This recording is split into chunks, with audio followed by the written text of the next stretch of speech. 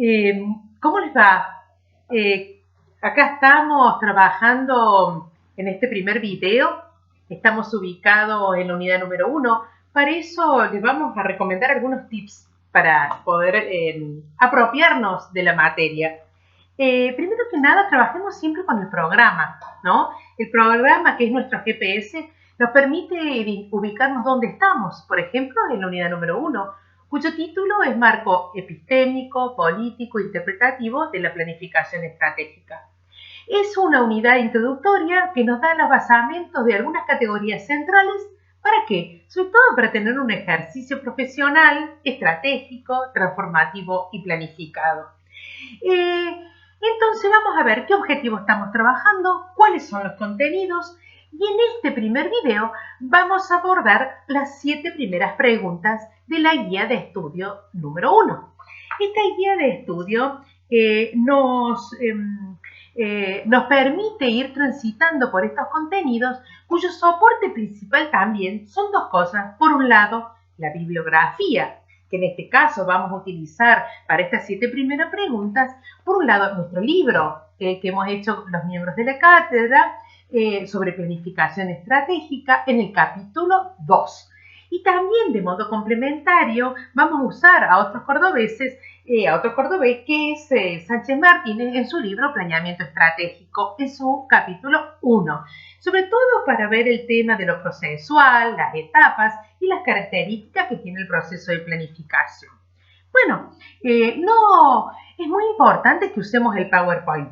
El PowerPoint, la guía y la bibliografía, el PowerPoint nos permite ver cuál es el esquema y nosotros vamos a ir rellenando de contenido con la bibliografía.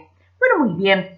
Esta primera unidad, lo primero que nos plantea qué es un pensar y un hacer estratégico. Ya veremos que es muy interesante, sobre todo en este momento de meta y de incertidumbre, cómo tener capacidades, disposiciones para resolver los obstáculos, para definir acciones, para tener capacidad de ponerlas en práctica, irlas evaluando en función del contexto que se está moviendo y volver a actuar.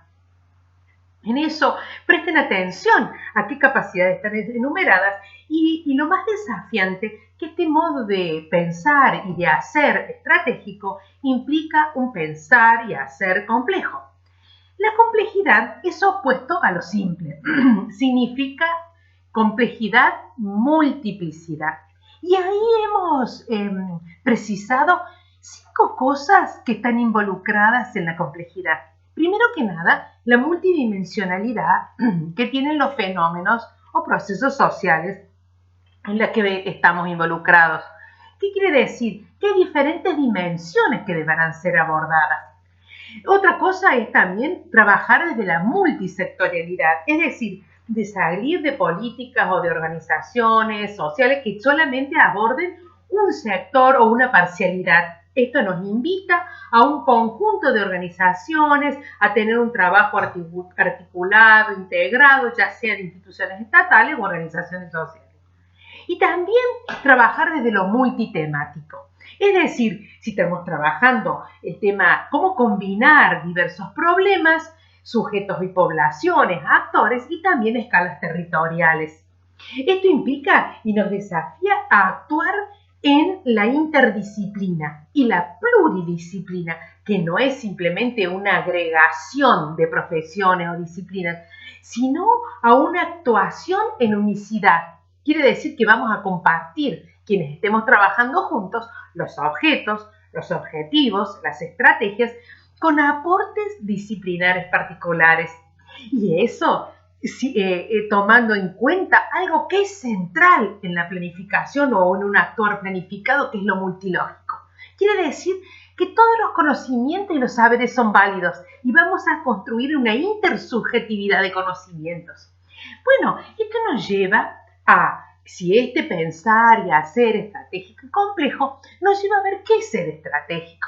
Y ahí, ¿cómo vamos acortando la brecha entre las reflexiones, las decisiones que vamos tomando, las acciones, las evaluamos y en esta capacidad de corrección, de revisión y de retroalimentación dar lugar a esta dinamicidad en el modo de actuar?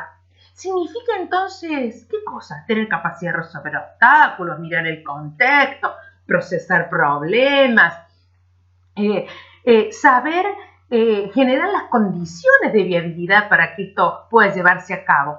También pasa en estos días que estamos encerrados. ¿Cómo nos organizamos? ¿Cómo resolvemos las dificultades? ¿Qué condiciones? Y a lo mejor con cierta gradualidad, ir acomodando las cosas para tener mayor eficacia, mayor satisfacción con lo que estamos haciendo. Eso no está mal, ¿no?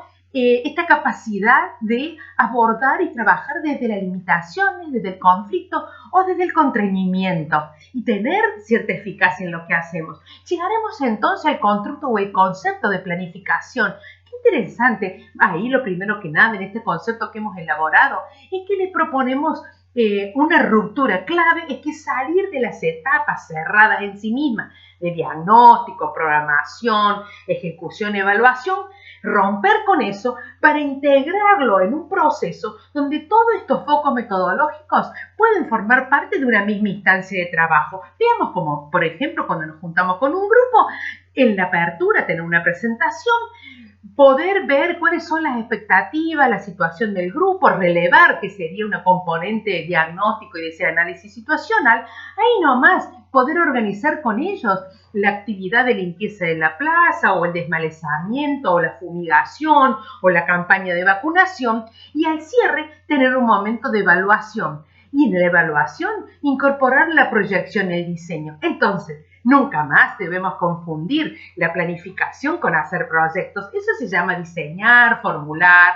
elaborar. Acá estamos pensando en una sucesión de momentos enlazados que constituyen un todo con sentido. ¿Qué le da sentido?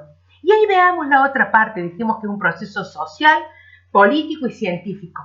Abran cada una de estas cosas y vean que están implicados en eso. Y deténganse a mirar que está orientado, como eso decíamos, con los objetivos. Los objetivos constituyen los para qué. El para qué te da la direccionalidad política. ¿Cuáles son los horizontes de transformación que buscamos alcanzar? ¿Cuáles son esos sentidos, esa puesta en práctica que le da hacia dónde vamos, le marca el rumbo de un proceso y de una práctica? Y también no solamente son transformaciones en cantidad, queremos que la mayor cantidad de problemas sean resueltos, sino también en calidad, ver prácticas, valores, actitudes, saberes, etc. Y también, ¿por qué no?, tener en cuenta que debe haber una conectividad, eso de enlazar las mediaciones, que son los cómo, ya hemos visto las estrategias, las sucesiones tácticas de esas, tiene que estar en correlación, en conectividad con los objetivos que nos proponemos. Y sobre todo, que tiene que ser un actuar centrado en un escenario particular, con un recorte espacio-tiempo, es decir, en qué lugar estamos. No es lo mismo en un pueblo del interior de Catamarca, en el conurbano bonaerense o en Villa Libertador. No es lo mismo en el tiempo de abril del 2020 que el 2019. Y ahí está el componente de la característica sociohistórica. ¿En qué coyuntura, en qué contexto, cómo están incidiendo factores económicos, políticos, culturales, etcétera, en un determinado escenario, situado en esa circunstancia de tiempo, espacio y de esa malla de relaciones que define ese escenario? Bueno, esperemos que el video les sea de suma utilidad. Hasta la próxima. Muchas gracias.